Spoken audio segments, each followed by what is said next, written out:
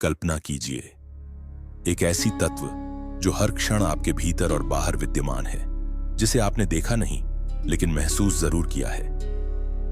एक ऐसा देवता जो जब चाहे इस संसार में जन्म लेकर उसे बचा सकता है और जब चाहे सृष्टि को फिर से शून्य में बदल सकता है। उस तत्व का नाम है भगवान विष्णु। लेकिन क्या आप वाकई जानते हैं विष्णु कौन है? जिन्होंने भी यह संसार देखा है वे यह मानते आए हैं कि ब्रह्मा ने सृष्टि बनाई। लेकिन क्या आपने सोचा है ब्रह्मा स्वयं कहां से आए? पुराणों में कहा गया है कि ब्रह्मा विष्णु की नाभि से निकले कमल से उत्पन्न हुए थे, यानी ब्रह्मा भी विष्णु की सृष्टि है। लेकिन यदि विष्णु सृष्टि से पहले थे तो वे स्वयं कैसे अस्तित्व में आए? इस रहस्यमयी कथा को अंत तक जरूर देखिए, क्योंकि इसी वीडियो में आपको पता चलेगा विष्णु की उत्पत्ति कैसे हुई, इस ब्रह्मांड की रचना किसने की और विष्णु इस सृष्टि में क्या भूमिका निभाते हैं। आपको ऐसे कई प्रश्नों के उत्तर मिलेंगे जिनके बारे में बहुत कम लोग जानते हैं। तो वीडियो को स्किप मत कीजिए, आखिरी तक देखिए, क्योंकि हर क्षण में छिपा है एक गहरा रहस्य। इसके लिए आपको ले जाना होगा एक ऐसे वक्त में जहां वक्त का अस्तित्व नहीं, एक ऐसी जगह जिसका न तो कोई नाम है न परिमाण, एक ऐसा आयाम जो हर आयामों के परे है, जहां न तो कोई जा सकता है न देख सकता है, एक ऐसा सत्य जो हर सत्य से ऊपर है। आइए मिलते हैं सदाशिव से। इस ब्रह्मांड के आरंभ में ना कोई तारा था, ना सूर्य, ना चंद्र, ना समय था, ना दिशा, सिर्फ शून्य था। और उस शून्य में थे सदाशिव। सदाशिव कोई देहधारी नहीं, कोई रूप नहीं, वे परब्रह्म हैं जो साक्षात अव्यक्त हैं। वे न जन्म लेते हैं न मृत्यु को प्राप्त होते हैं, वे ना ही बनते हैं न नष्ट होते हैं। वे सदैव हैं, समय और आयामों से परे, एक और अनेक, हम सबके अंदर। जब कुछ भी नहीं था तब उन्होंने इच्छा की मैं एक रूप दूं, इस चेतना को जो पालन करे, जो रचना कर, जो संचालन करे। और उस इच्छा से, उनकी छाया से प्रकट हुए श्री नारायण। नारायण जो अब तक अदृश्य ब्रह्म चेतना थे, सदाशिव ने उन्हें श्रीहरि के रूप में प्रतिष्ठित किया। फिर नारायण योग निद्रा में लीन हुए और फिर उनके नाभि कमल से प्रकट हुए 4 मुखों वाले ब्रह्मा। यह कमल कोई साधारण पुष्प नहीं था, यह हिरण्य गर्भ था, चेतना और सृष्टि का बीज। ब्रह्मा की आंखें खुली और उन्होंने चारों ओर देखा, पर उन्हें अपनी उत्पत्ति का ज्ञान नहीं था। उन्होंने पूछा मैं कौन हूं, किसने मुझे बनाया? लेकिन कोई उत्तर नहीं था।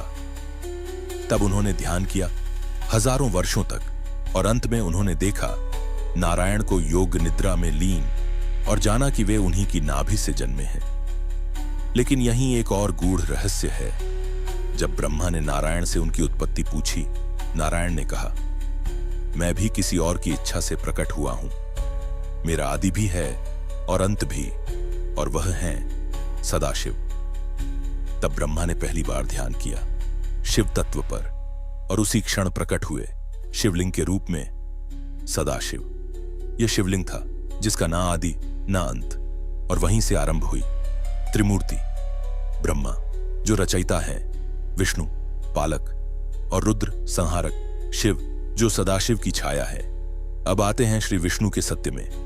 कल्पना कीजिए एक अनंत महासागर जिसे क्षीर सागर कहते हैं। वहां एक विशाल शेषनाग पर कोई शांत स्वरूप में लेटे हैं। उनका रंग नीला है जैसे समुद्र की गहराई, आंखें बंद हैं लेकिन वह सब देख रहे हैं। उनके चरणों के पास लक्ष्मी है और नाभि से एक कमल निकल रहा है जिसमें ब्रह्मा बैठे हैं। यह दृश्य केवल कल्पना नहीं है, यह ब्रह्मांड की उत्पत्ति का प्रतीक है। शेषनाग जिन पर विष्णु विराजमान हैं, उनके 1000 फनों से समय का प्रवाह निकलता है। क्षीरसागर एक भौतिक स्थान नहीं बल्कि चेतना का स्तर है, जहां केवल योगी अपने ध्यान में पहुंच सकते हैं। विष्णु कोई सामान्य देवता नहीं है, वे केवल पालक नहीं हैं, वे समय के आर पार हैं। वेद कहता है कि काल स्वयं विष्णु के अधीन है। वैकुंठ बस एक शब्द, एक विश्वास और एक रहस्य। श्रीमद् भागवत में वर्णन है कि वैकुंठ ब्रह्मांड के ऊपर स्थित है, जहां द्वारपाल जय और विजय खड़े हैं। रत्नों से जड़े महल है, गंधर्व हर समय नारायण के भजन गाते हैं। वहां दुख, समय, मृत्यु या मोह का कोई प्रवेश नहीं। पुराणों में कहा गया है कि वैकुंठ का प्रवेश द्वार केवल भक्तों के लिए खुलता है। योगी जन कहते हैं वैकुंठ कोई दिशा नहीं, एक स्थिति है जहां आत्मा पूर्ण शांति में प्रवेश करती है।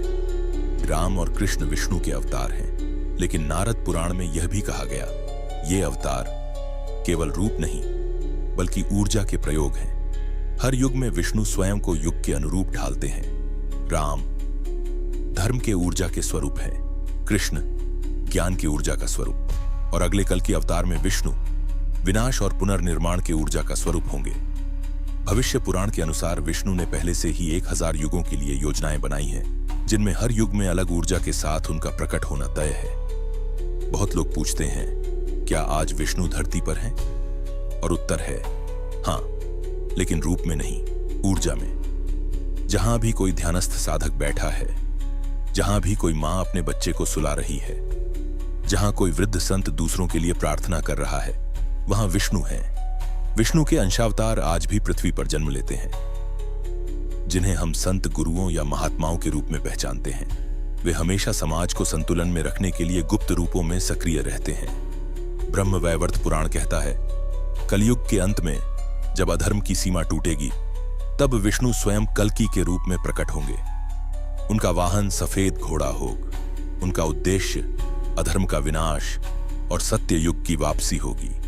राम और कृष्ण के रूप में विष्णु ने जो किया वो केवल धर्म की स्थापना नहीं थी, वो चेतना को ऊंचाई देना था। और आज भी हर भक्त के हृदय में कहीं न कहीं विष्णु मौन रूप में बैठे हैं। तो मित्रों, विष्णु केवल एक देवता नहीं, वे समय के आर पार फैले एक ऊर्जा हैं।